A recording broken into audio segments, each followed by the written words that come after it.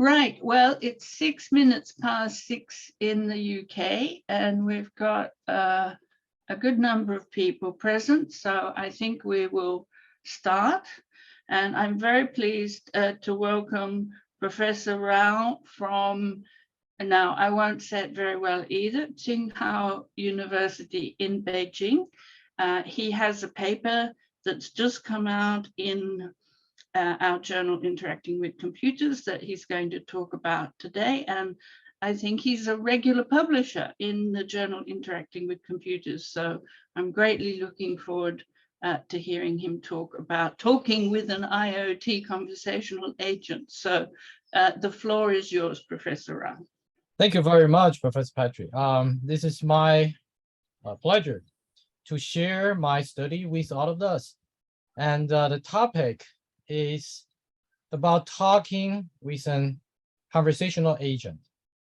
And in this study, we are interested how this interacting with a conversational agent can influence face-to-face conversations. And the paper was published in Interacting with Computers last year. But one thing I still remember, I think probably my first paper was published with Interacting with Computers. And I also find a lot of interesting, really insightful papers of this journal. So I enjoy a lot. And also thank you for giving me this opportunity to talk about my research. I think we already know the product, the smart speakers. Smart speakers, very popular. And the global market is still growing. People still predict more and more smart speakers. And those speakers actually connected to the internet and leverage both AI and cloud computing. And also smart speakers and conversational agents, or some people prefer chatbots, are universal audio sources for smart home. Smart home allow us to play music, play video, control environment, receiving, getting reminder messages, or searching, and more things. And a lot of people, a lot of companies already consider conversational agents are ideal interface for IoT devices in the smart home, meaning it's a portal. It's how we communicate with so many devices. Surely we can download an app using our smartphone, but we can also talk to the conversational agent. And to share with you some of my experience talking with the conversational agents. This is my HomePod Mini. Well, maybe I'm wrong. I should not say my HomePod Mini. Originally, I bought it. I'm using it. And later, I find out I'm not the only user. My family, my wife, my daughters, and also my guests, my neighbors, when they visit my home, they are very happy to use it. And I'm also very happy to show them or to allow them to use it. Very nice. And we find out a conversational agent technically can identify different voices of people or can tailor responses. I mean, technically, it is not a problem. At least it's not a big issue. So can a conversational agent somehow, somewhat be part of the conversation?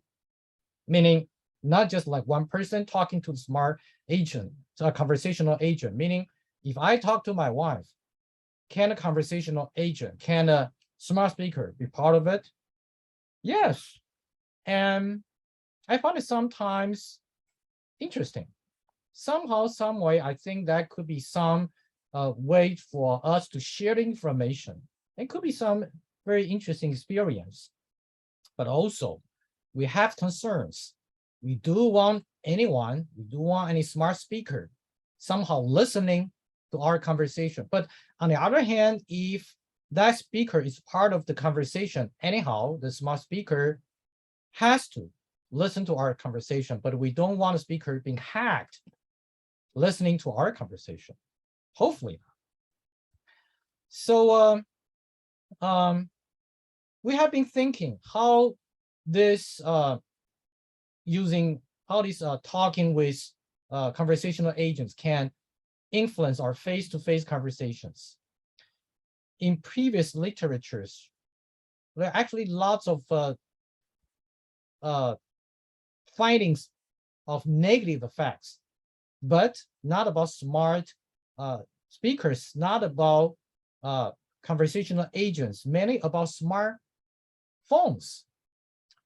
So some studies said the negative effect was found on face-to-face interactions, particularly for romantic partners.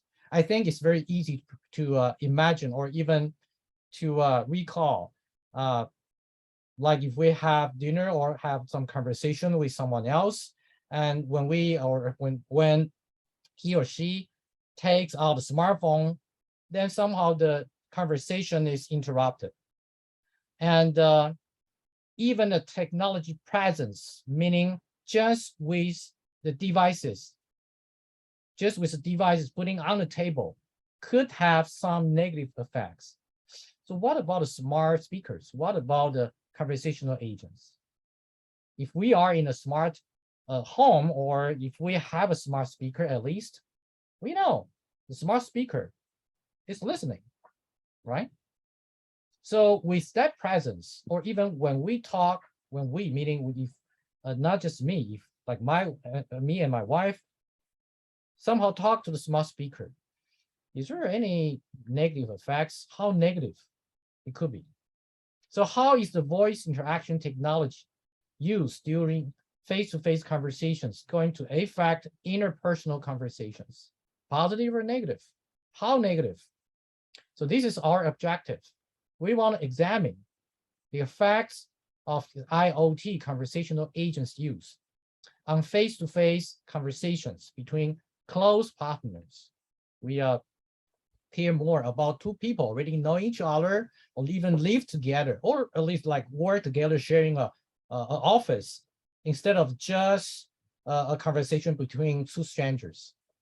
And when we say IoT conversational agents use, we actually define use patterns and use conditions. Here we say use patterns literally as like individual use pattern, meaning I interact with my smartphone when I have a meal, when I have dinner with my wife. That is this individual use pattern, all right? But we can jointly use.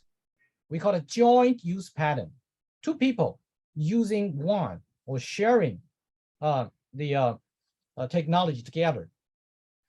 And the use conditions meaning content relevant and content irrelevant. Content relevant meaning the information is relevant, is part of the conversation. Content irrelevant meaning the conversational agent is part of it, is one partner, but the conversational agent takes care of the say the home control. So the inquiry or the question could be, what about the temperature? Do you want to turn on the air conditioning? Yeah, it's the conversation, but it is not really the subject of the conversation for the two people. So here we also define two conditions. We will go through more details later when we discuss the experimental design. So let's start with this one. I will say to introduce the first hypothesis.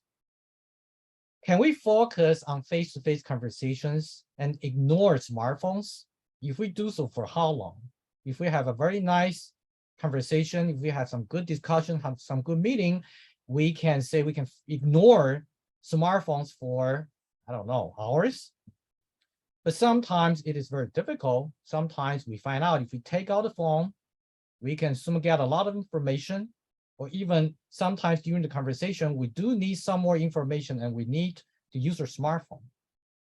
But not just smartphone. What about smartwatch and smart headphone? If we try not to use our smartphone, maybe we can get some reminders, vibration. We feel the vibration because the reminders, the notification, the messages, whatever coming from smartwatch or smart headphones. I think we experienced that.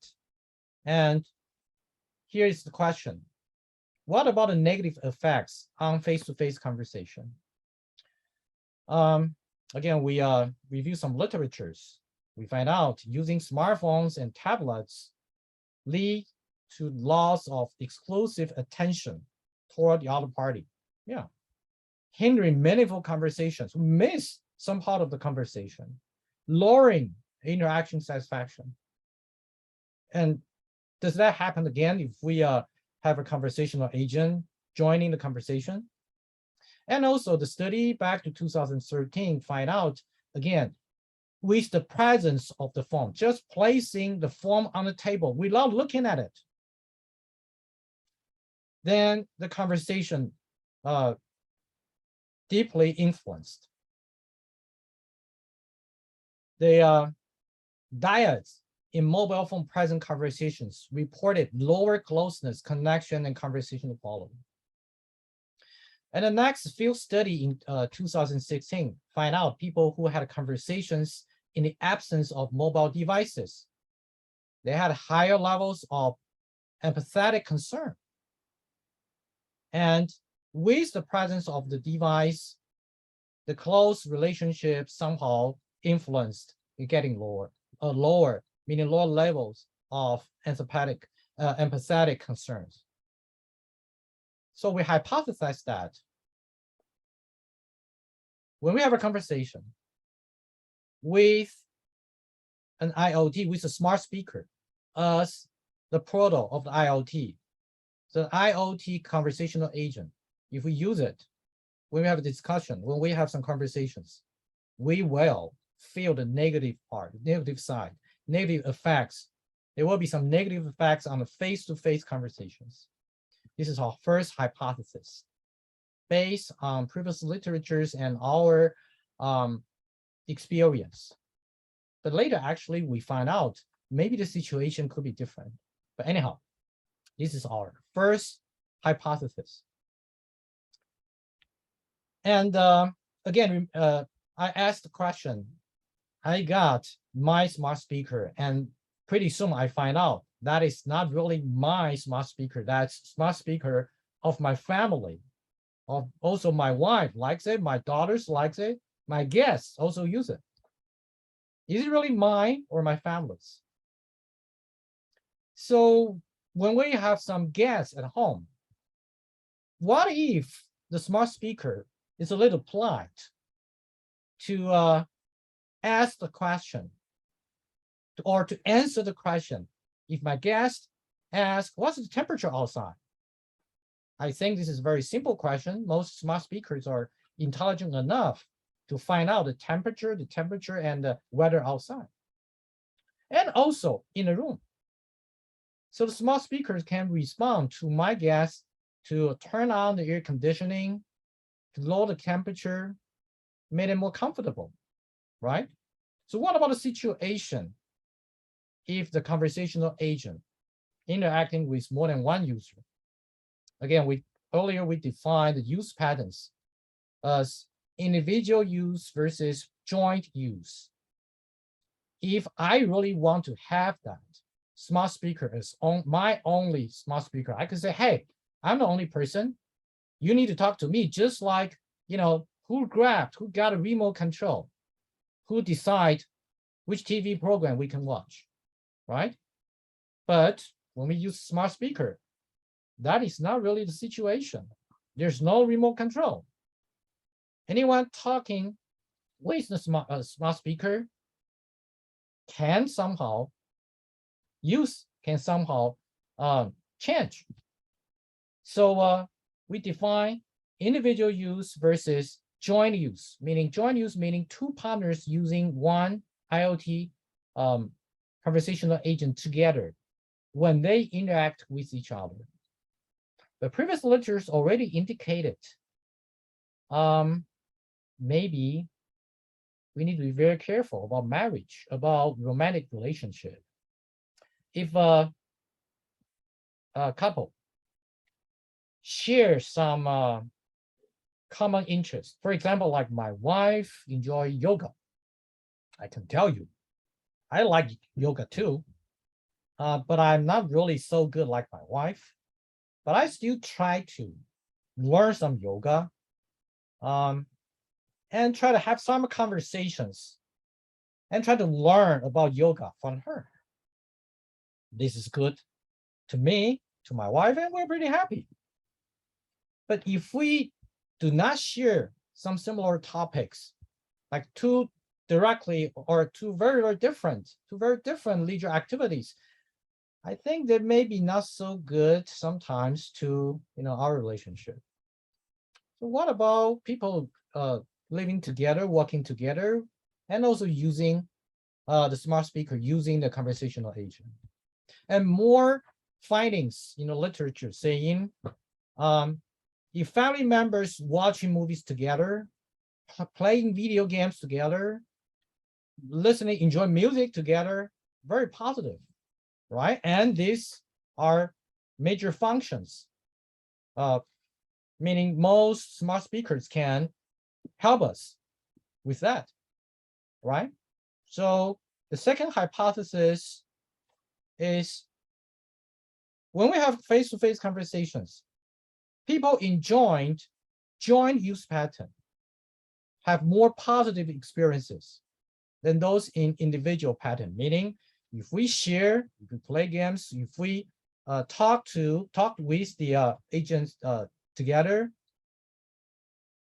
the experience hypothesized better than just, for example, like me, I bought it, this is only me, I got a remote control, meaning invisible. So I'm the only person talking to the agent. Anything you want to do, you go to me. Very different experience, right? And going further for the second hypothesis, we also think the content, meaning what to interact with, what to talk with the agent, may be also effective. Meaning, if we talk to the agent and agent responds about something in a conversation, then we call it content relevant. So for example, say like yoga, all right? So if I talk with the conversational agent about yoga, and I have a question about yoga, and I ask, say, I ask the conversational agent to search, say the 5 best yoga courses near my place, just for example. That's very interesting topic to me and to my wife. That is defined as content relevant use in the second hypothesis in our experiment. Another example like weather. Okay, if I have a guest, we can talk about weather, no problem. All right. But we can also talk about weather as content irrelevant use, because my guest wants to know the temperature outside. Just assume we had a wonderful time at a home, and my guest needs to go outside, and my guest is interested in the temperature outside. Surely, the smart speaker can easily provide the information, but this time, weather, temperature, it's not really relevant to our conversation. It's not really the subject. Here we call it content irrelevant, meaning we are hypothesizing that when we have a face-to-face conversations, if smart speaker, if the conversational agent is like one partner in the conversations, and the subject, the topic, also very relevant, meaning the agent could say something irrelevant to our subject. When I and my wife talking about yoga, and the agent can ask us about the air conditioning.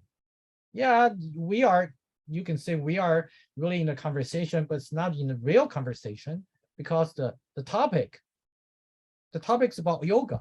It's not about weather. But if we feel a little hot, we maybe want to make the room cooler, right? So the second hypothesis, we also hypothesis that people in a content relevant use feel more positive experience in content irrelevant use. And also the next hypothesis, hypothesis 3, is about the conversational partner. How do we perceive the smart speaker? It's not just about me and my wife. It's not just about the two people having a face-to-face conversation. How do we feel about a smart speaker? We perceive as a new conversational partner, or just someone serving us, standing aside, or it's more like someone providing more information, some different feeling of the closeness. And how does this can influence the user? How do we feel really better if we have a new conversational partner? And again, most of us do have some security concerns, like, hey, you smart speaker is part of the conversation and you're listening to us. Maybe sometimes we're not so comfortable. How do we think? Okay, so that leads to our next hypothesis, hypothesis 3. Literatures have indicated people develop emotional attachments and relationship closeness with technological devices. A good friend of mine, or actually a professor, once talked to me. He feels sad about his laptop because he said he spent more time with his smartphones, and he feel like sad about his laptop because he has some kind of emotional attachment and closeness with the smartphone, and he feel a little guilty doing that. Well, surely not very serious, but he does develop that, and that's not very very strange, right? So when people use smart speakers and with content relevant use, maybe perceive the conversational agents as a new conversational partners and feeling closer to the smart speaker. That's what we hypothesize that. And we also hypothesize that there could be some interactive effects between the relationship closeness and the use pattern. Again, if we just talk to smart speakers about weather, temperature, meaning not so directly relevant to our daily conversation, then we may not develop that kind of a emotional attachment. But what if, for example, again, when I talk to my wife about yoga, when we search together about like yoga classes or very excellent yoga instructors in our community, and I think we may develop that kind of a closeness, relationship closeness, and emotional attachment. So here, in hypothesis 3, we hypothesis that a person individually use an conversational agent during the conversation, they experience actually greater closeness to the conversational agent. All right, to summarize our hypothesis, the first one is about the possible negative effects. The second hypothesis is about how we interact, how we talk with our conversational agent, jointly together and talking about our topic together or not. The third hypothesis was about relationship closeness. If we interact, if we talk with our conversational agent so much, so deeply relevant, then we may have that kind of emotional attachment. We may feel very close during or after the conversation. We want to test it doing the experiment. This is what we did. You see, in a lab, we invited 2 people at once. And these two people are couples or close friends, classmates. Anyhow, they know each other and pretty well. And we basically gave them some conversational topic with the appearance of the conversational agent. You see the big smart speaker. And the smart speaker, as the proto of the smart home, can do some simple environment control job, like turning on the light, changing the temperature, or even changing or telling you the humidity in the room, so on and so forth. Our smart speakers are not intelligent enough for all the conversations, so we use the use of arts method, meaning someone is behind if we have some difficult conversation to join, even though our conversational topics are quite I think quite easy, but we want to control the experiment better. So this is how we designed the experiment. And we invited 68 dyads, meaning 136 people on campus. So majority of them are quite young.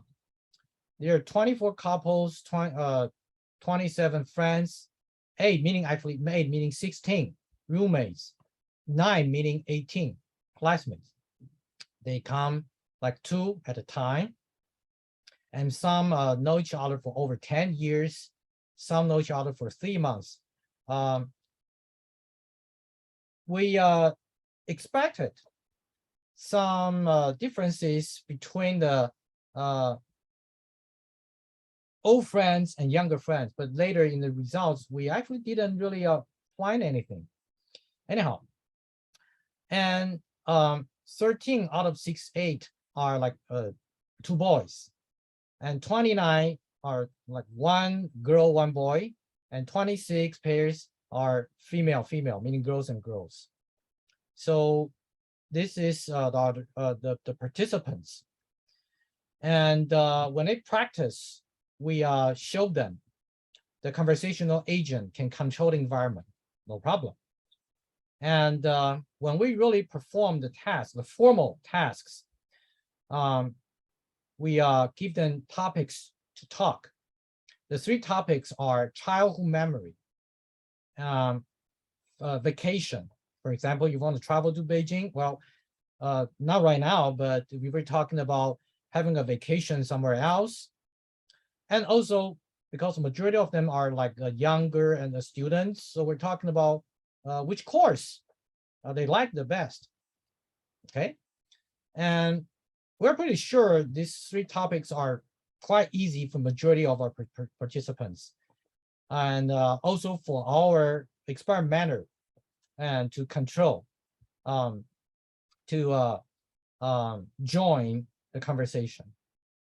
And there are 3 interaction conditions. No use, meaning just with the presence of the smart speaker. Smart speaker doesn't say anything and doesn't join the conversation, doesn't even really respond to like searching questions. The smart speaker can change the temperature, can tell you the humidity, but there's nothing about vacation, courses, memory, nothing. When we say content relevant use, meaning the smart speaker join the conversation, providing some information about the vacation, or respond to the searching queries of courses or topics. And content irrelevant use, meaning nothing about memory, nothing about vacation, nothing about courses, just environment control. All right. And this is how the independent variables we defined. Again, use pattern. Use pattern meaning individual or joint, meaning individual meaning the smart speaker only talks to 1 participant out of 2. Joint use pattern meaning the smart speaker talks with both okay? And we already introduced the interaction condition, no use, content relevant, and content irrelevant. So we have these 2x3 mixed design experiment, meaning we divided all the participants into like two groups. For group A, they experience 3 levels of interaction condition. And for group A, only one participant talking with the smart speaker. The other half jointly talking with the smart speaker. I want to spend a little more time on the dependent variables.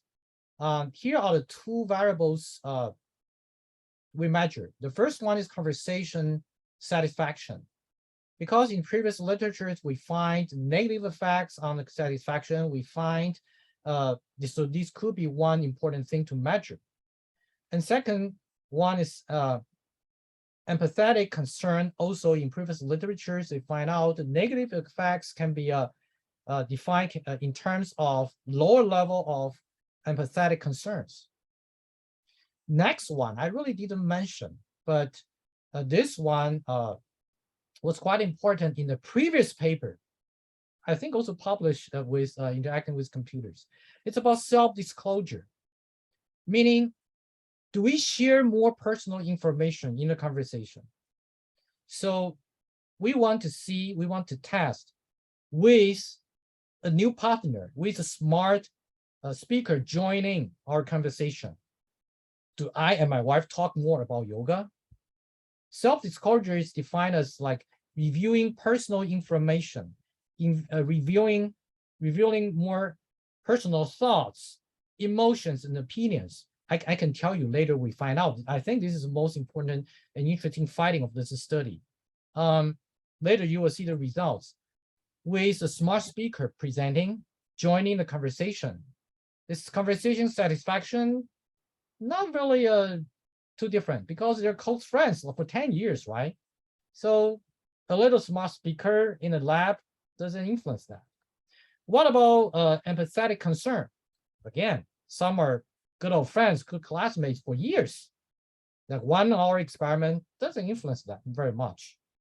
But to these good friends, couples, classmates, roommates, just having a conversation in the lab for 1 hour with one little smart speaker, they disclose more about themselves. So the examples could be like, how much do you tell your partner about yourself? Again, they are close friends, roommates, couples. They know each other very, very well. With a little smart speaker joining the conversation, it could be a very, very simple question like me and my wife ask smart speaker, very simple question. Hey, we want to know who are the 5 best yoga instructors in our community.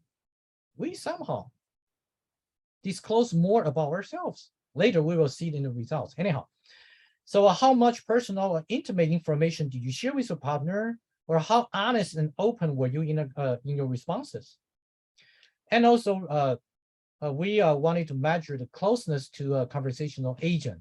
So we used the 4 basic items involving the closeness from previous literatures. Here, I want to stop for a moment to talk about one very interesting British novel.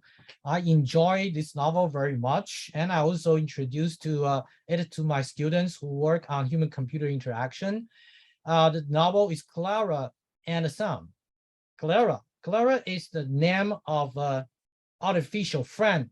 It's actually a robot. And well, it's a long novel. I'm surely not be able to share with you all the story, and I don't need to do that because I don't want to do that because you really want to read it. It is from the Nobel Prize winning British writer Kazuo Ishiguro. I think by the name, originally, actually, he was born in Japan. He moved to UK, I think in 8 or 9 years old, whatever. Not very precisely, but anyhow, it's very interesting. In the novel, in the story, lots of self-disclosure, meaning the robot Clara disclose herself to her users, more than one user. The primary user is Josie, a sick child. It's sad to say, but also her mother and family member, friends, classmates around her, lots of people. In the novel, Josie's mother actually talk or disclose herself, her emotion, her opinion to Clara, to the robot. And without talking to Josie. Well, I don't think I don't want to talk too much details about the novel, but I find it's very interesting, self-disclosure. And coming back to the design of experiment. So we measure self-disclosure, and later you will see, well, let's go to the result part very soon. This is the procedure, it's typical experimental procedure, participant coming in our lab and understanding, learning the experiment, practice, learning the function of the smart speaker, and they were given some basic information, questionnaire to fill up, and talk. This is a conversational task, right? So they talked a lot about traveling, vacation, classes, and their childhood memory with the smart speakers or not. And after experiment, they share their feeling about closeness, self-disclosure, satisfaction, and empathetic concerns together. All right. First, we check our configuration. We find out the participants feel very close about each other. It doesn't matter their gender, they're couples or not, or they're classmates only, or just roommates. They feel quite close to each other. Some even know each other just for 3 months, but you know, you can never explain the relationship, right? When people fall in love, it's hard to say. Anyhow, they feel very close to each other. No difference between the two groups. The two groups meaning joint use versus individual use. Group A is individual use, just one person talking with the conversation agent, talking with the smart speaker. Group B, joint use, meaning both, two people talking with the agent.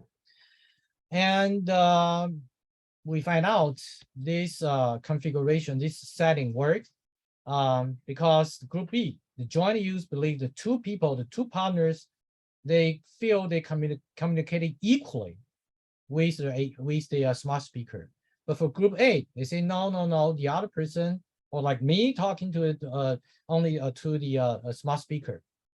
And the next configuration is about content irrelevant. And also,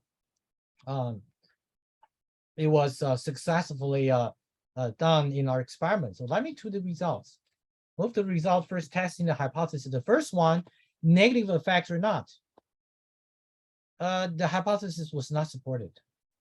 Again, we talk about even within a smartphone, with a smartphone presence, the smartphone placing on the table, not using it, just placing the smartphone on the table can have some negative effects on the conversation.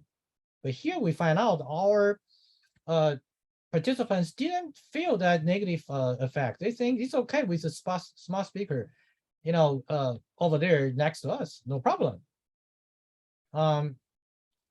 I'm not sure if it is positive or negative, but that's what we have found out. I think maybe people feel more comfortable with the presence of smart speaker. I think people already, at least our participants, understand. They say, hey, that's a smart speaker. That's how it works. If we ask, if we want to use it, it's there. If we don't want to use it, it's still over there. So our participants didn't feel negative effects. They feel very okay with that smart speaker just next to them. They didn't feel very negative. They didn't really concerned. Well, I think maybe it's in the lab. It's not in their own room. It's not in their office. But here, they didn't feel negatively about this smart speaker. What about hypothesis 2? Remember, we mentioned the novel, right, about self-disclosure. And remember, we measure there are 4 dependent variables. And here we find out conversation satisfaction. Hypothesis 2, we hypothesize that conversation satisfaction influence because the smart speaker was talking. We hypothesize that empathetic concerns could be lower or sometimes higher at some levels because people talking, the participants talking with the conversational agents. No, we didn't find that. What we had found out was self-disclosure. The partners had higher levels of self-disclosure, meaning people talk more about their own opinions, their feeling, their own. They disclose about themselves. Again, they are old friends, some of them old friends for years, classmates, teammates, couples, some live together. Going to a lab, talking to a little smart speaker for about 1 hour, and during the conversation, they disclose themselves more. And particularly for the group, here you can say the group of joint use pattern. If they both talking with the smart speaker, they disclose themselves more, period. I think this is a very interesting finding. We didn't expect that. Somehow, again, they are willing to say more because one not so intelligent smart speaker is part of the conversation. Okay. So joint IoT-CA, conversational agent use by partners increase self-disclosure in a content relevant condition, meaning if the topic is shared among the 2 partners and also the smart speaker, then they disclose themselves more. Meaning if the smart speaker just doing the works like environmental control, turn on the light, turn off the air conditioning, the 2 participants didn't really disclose themselves. But again, if like I and my wife asking the simple question, like, what about the 5 best yoga instructors or courses in our community? We may disclose more. That's what we have find out.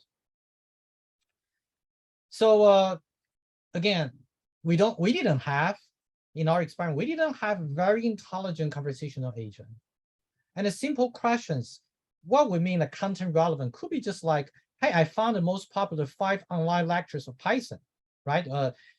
Courses, the favorite course was one of the 3 topics given to participants. Just like this simple question, content relevant, part of the conversation, can increase self-disclosure. Or another example, we call the second topic could be like a vacation. So if we're talking about coming to Beijing, so the question could be, hey, you don't want to miss the Tsinghua campus. We don't need a very intelligent conversational agent. We don't need a very smart speaker to do that. Most or several smart speakers right now available can do that, as long as the users include the smart speaker in a conversation. It won't be very difficult technically. The next one is relationship closeness. Do people feel close talking with the conversational agents? When I read the novel, when I read Clara and the Sound, I can feel it from the first 2-3 chapters and to the end. I can feel the closeness in the story. And here in our experiment, again, our results showed whoever talking with the conversational agents more, they feel higher level of relationship closeness to the conversational agent. I think that's not very strange, right? Remember, we have these individual use partners, meaning two people, one of the two, only one person talking with the conversational agent. And that person feel close to the smart speaker. If both, and they both reported greater closeness. So hypothesis 3 was supported. So let me summarize our results or finding again. Hypothesis 1 not supported. It was a little surprised, but I think it could be something interesting for us to study further. Maybe we get used to it. Maybe we're aware of all the smart devices, many say cameras, many microphones around us, and maybe we feel okay. Or smartphones could be very individual, but smart homes are different. So if we are in a smart home, smart office, we know their devices are around us, we may feel differently. I think it's an interesting topic for us to go forward. Hypothesis 2 are partially supported. We find out the joint use and also content relevant condition increase self-disclosure. For myself, I think this is quite interesting. And I think in the future, I will still explore how talking with smart agents can influence self-disclosure in the conversations. Hypothesis 3 supported. We found relationship closeness if participants interact with, talking with the conversational agents a lot, they feel it and they feel close to it. Okay. So again, this is about the end of my sharing today. And we want to continue from here. Joint and conversation content relevant use of an IoT conversational agent can help increase self-disclosure during face-to-face conversation. I think this is say kind of our conclusion of the major finding. And we believe that could also enhance or help the mutual understanding of the partners. So a little smart speaker, a little smart agent can, possibly enhance the relationship of two people, two partners. Because we believe self-disclosure is one major way of bringing a relationship to a new level of intimacy. I may imagine, well, by the way, this is like in the discussion. I sometimes may be too busy. I sometimes maybe, I confess, ignore my wife's feeling. If we are in a conversation, or sometimes a smart speaker can some way remind me my ignorance, or remind me something to do or something to say, I think that would be very nice. I'm not sure how difficult it is. Just a simple reminder, like, before I mark on my calendar which day is an important day, an anniversary to me and my wife, maybe I can, have that kind of reminder and get a support from my smart speaker, right? I don't think I need to have a very smart, very advanced technology to do that. And even with a reminder to disclose myself more, to share with my childhood memory more with my wife can help my marriage. I think I'm very willing to do that. Anyhow, and well, if technology-wise, we can have smarter, more intelligent agents, and helping that kind of a conversation, enhancing the intimacy of the information conveyed, I think that would be very nice. Not just, I just take the example like me and my wife, or me and my daughters, also me and my students, my colleagues. I think that will be a nice thing. Okay, I think based on our results, again, we didn't really find out the differences in conversation satisfaction, neither about the empathetic concerns, but self-disclosure is one interesting finding. I think, well, later during dinner, I will disclose myself more and talk to my wife and daughters. Anyhow, this is about 6 p.m. in Beijing time, I think 11 a.m. in UK.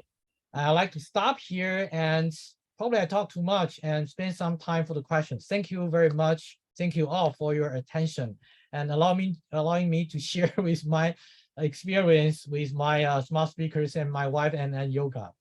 And thank you very much. Thank you very much for a really fascinating talk. I think this is a really interesting way of thinking about conversational agents, which has a lot of potential for the future. So we have a couple of questions. Effie, would you like to speak your question? Unmute yourself. Oh, yes. So sorry. Oh, Patrick, thank you very much for your talk. So I just wonder whether the observation, the findings you have, very cultural specifics, maybe in the context of China. So if you replicate your study in UK or Europe or North America, do you expect that similar results can be found?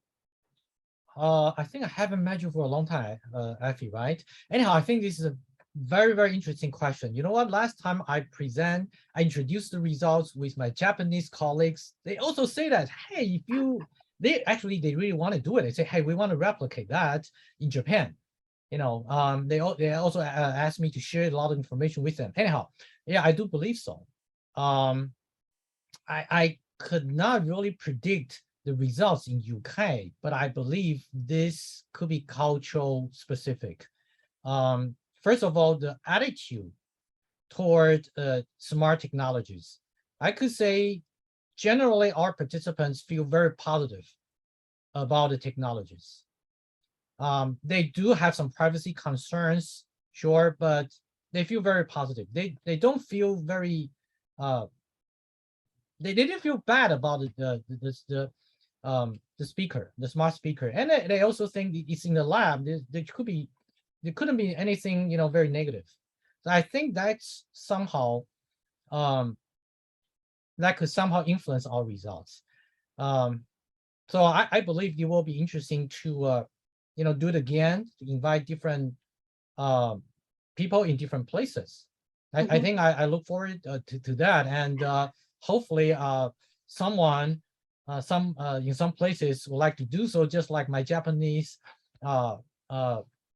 colleagues, and so we can continue, and hopefully we can again have more interesting results, and possibly we submit to interacting with computers. Good suggestion. Of course, cultural comparison. Yeah. Great. Thank you very much for the great talk. Thank you for the question. Yeah. If I can just build on that a little bit, one of the things I thought of is I think this has interesting potential for teenagers and parents talking, because teenagers, as you say, young people are much more comfortable with this technology, and I would think in the UK, young people would become more comfortable with it, but it may be a way to have difficult conversations between parents and teenage children about drugs and sex and things like that, where the conversational agent can help. But I think this way of thinking of the conversational agent as another partner in the conversation is really interesting. Helen, amazing. Diana. Yep. Amazing. You know what? When I talk to my Japanese colleagues, they also say that, and they wanted to do. They wanted to replicate, inviting. I think the current plan is to invite high school students. Ah, yeah, yes, yeah, very interesting. We have another question from Diana. Would you like to ask your question? You've put it in the chat, but if you'd like to unmute. Hello, good morning or good afternoon, and thanks for your presentation. I hope you can hear me well. Yep, we can hear you fine.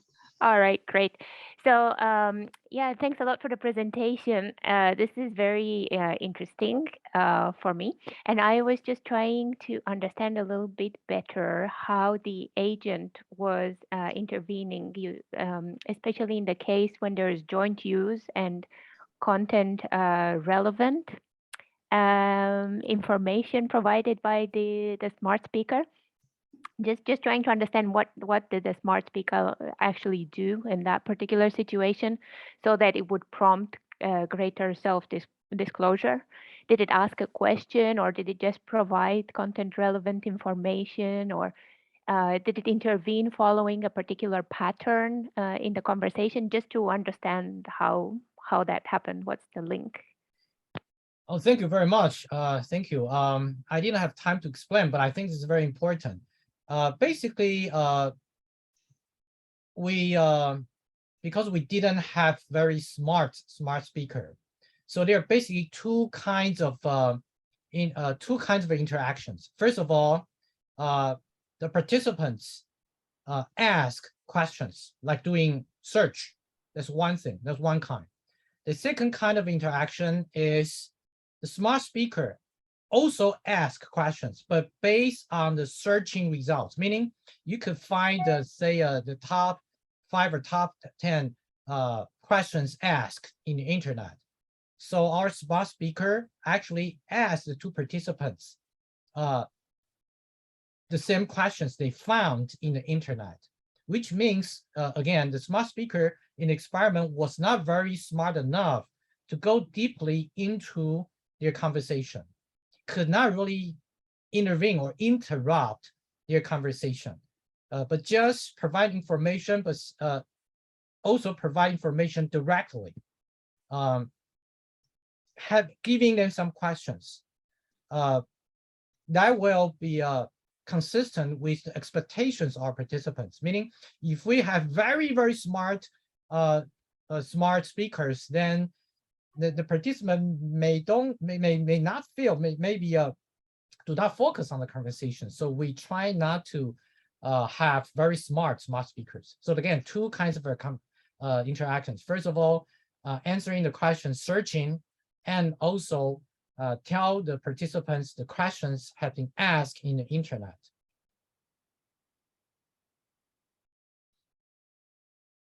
Great. Any other questions?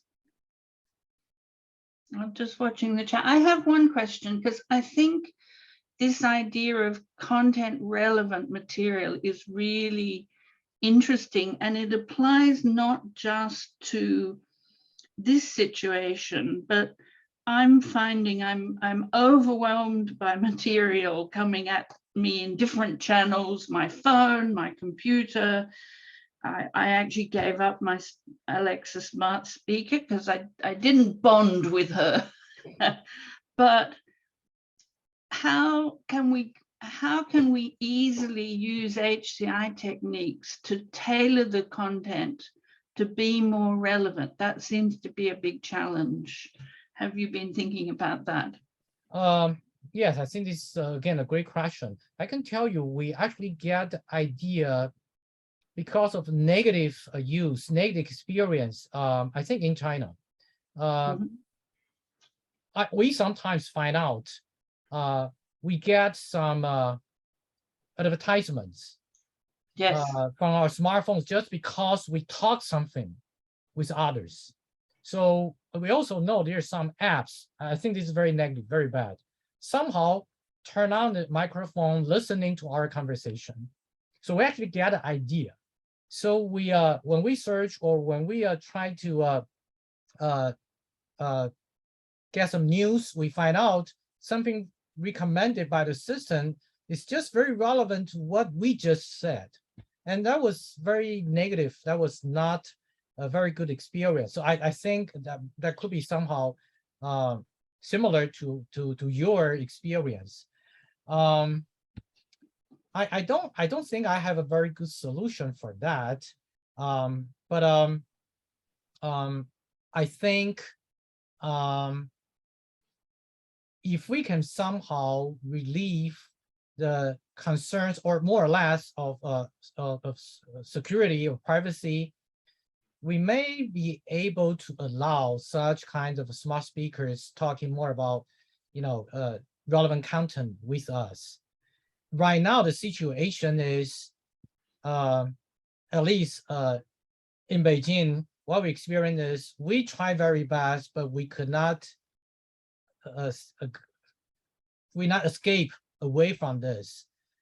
We try very hard, but somehow we still feel our smartphones or computers or smart speakers just listening to some keywords and giving us some unwanted information.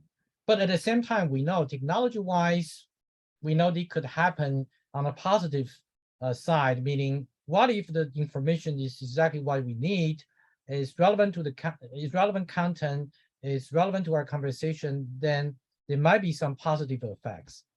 I think that's what I can share with you. I think this is a big challenge to all of us. Yes, I agree with you, because I can see it's positive. If I'm searching for things I'm interested in on the internet, for example, and then later the system finds more things on that topic and gives me more information on something I'm interested in, that's fine. But I think we're going to need a way of being able to add to the metadata ourselves. I'm searching for this at the moment, and I'm talking about this at the moment, but I'm not interested in an ongoing way. No, and the best example I have at the moment is I have to search for a lot of reviewers for papers for interacting with computers. And then I find Google and all my channels are constantly offering me more research on topics. And I think, but why is it? Oh, yes, I searched yesterday for reviewers. So I'm being bombarded with research. So I want to be able to say, I'm just searching for this for a reviewer. Don't give me any more, please. I think British people are doing better job than us, I believe. No, I don't think so. I think, and this, I know this is a bit of a concern, even amongst young people, that people don't really understand what's happening cross-channel. So if I search on Amazon for shampoo, then shampoo appears in my Facebook feed. And that I think that concerns people. How is this information being shared across different platforms? So we've got some people saying thank you for the interesting talk, but no more questions coming up. But is it someone so yes, it's possibly a cookie setting thing. Thank you for that. So I'd like to thank you again. Thank you for a really fascinating talk. Thank you for introducing us to Clara and the Sun. I will definitely be going and reading that and recommending it to my students. And just to say to everyone, thank you very much for coming. We will have another morning coffee talk in a month's time on the 25th of July, coming all the way from Fiji. And it will be on card sorting, which I think is a really useful technique in HCI that we don't take very much notice of. So I'm really pleased we'll be hearing about that. But this has been a really fascinating talk about conversational agents, which gives us much to think about. And everyone, please go and read Professor Rau's paper in Interacting with Computers, which has lots of details about it. So thank you. And goodbye, everybody. And we'll put the recording up in a few days. Bye. Lots of thank yous coming.